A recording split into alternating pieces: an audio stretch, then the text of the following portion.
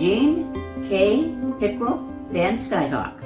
I was born out on County Road 27 at where the division between Washington and Jefferson Township is, right at the end of the road.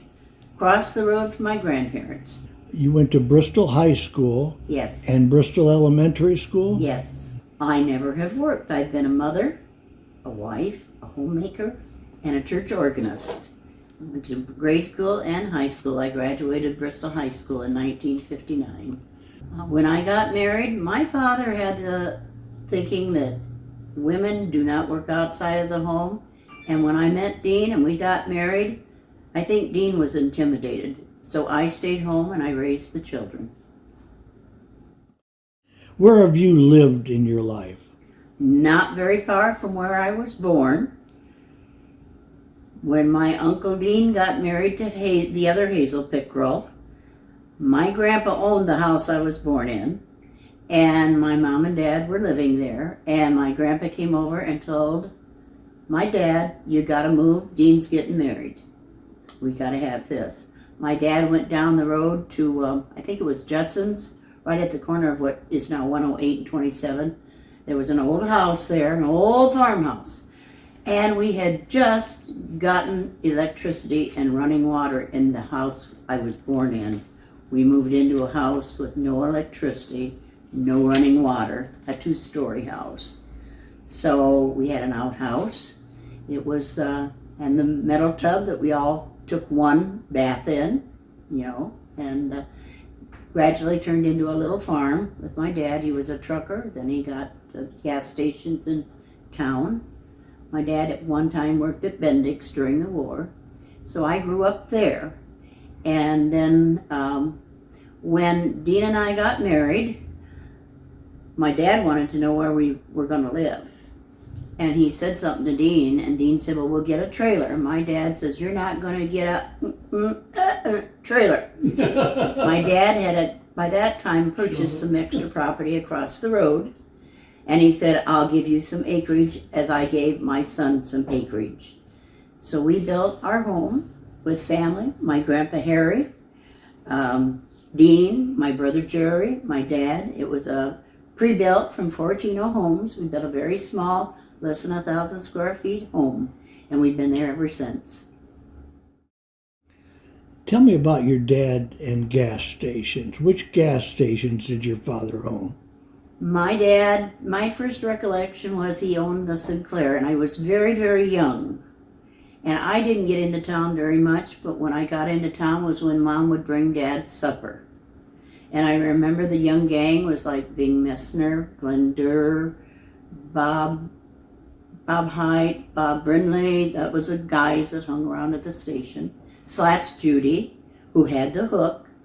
I was extremely shy because I never got into town or any place very much.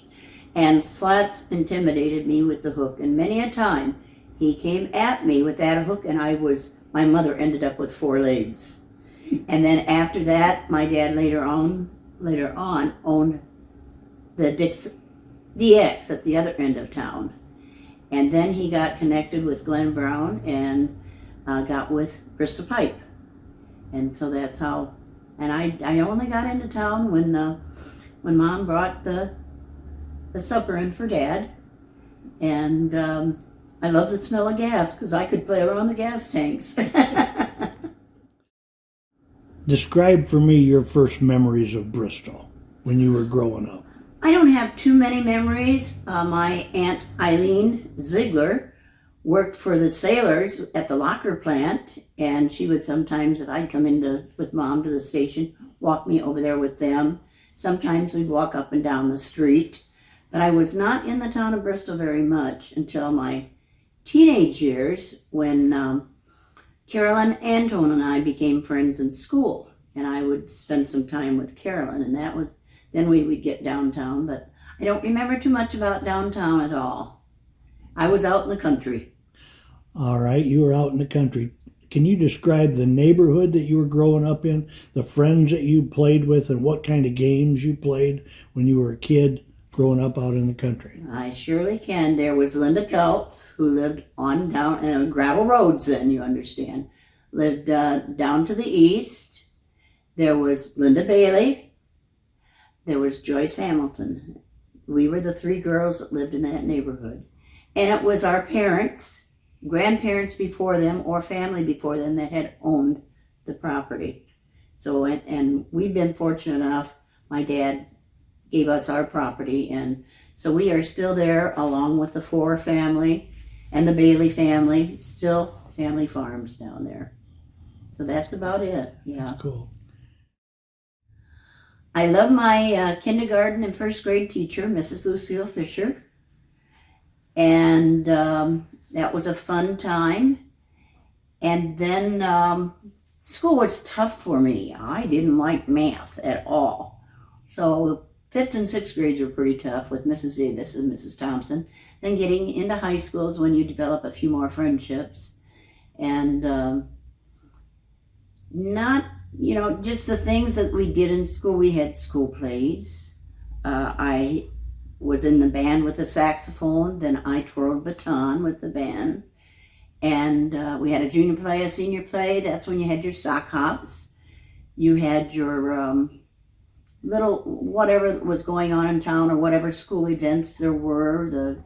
Doesn't come to mind what I want to say right now, but school was interesting. It was very interesting, and our classes never changed much. As the toll road came in, we had some new people in our classes, and fortunately, most of them went on to graduate with us. In my class, the class of 59, most of us have been able to keep in touch, those of us that are still around. Mm-hmm. I remember Luther Surfoss. I remember Kenny Orm. I remember Ed Bloom. I remember Gary Lyons. I remember Lois Gottschalk, Ruth Jacobs, Linda Gardner, Mary Watrous. I remember just about everybody that we went to school with. I married a guy that was already out of school. And we met in MYF at church. And by that time, he was living down the lane behind where my grandpa Harry Pickrell lived. And he would pick up Linda Gardner, or Linda Bailey, and take us to MYF, and he would bring us home. And I didn't know he was getting sweet on me at all. It took me a long time to realize he was getting sweet on me. Then we started doing some double dating with each other's, and I remember my mother telling me one time, "That boy's in love with you." And I thought, "Oh, what do you mean by that?" And sure enough, he was. What did you and what do you like most about growing up in this community? I love a small town. The friendliness of a small town, and we are losing our small towns, unfortunately. They're being taken over. And I'm afraid that my great-grandchildren will not know what a small town living is like.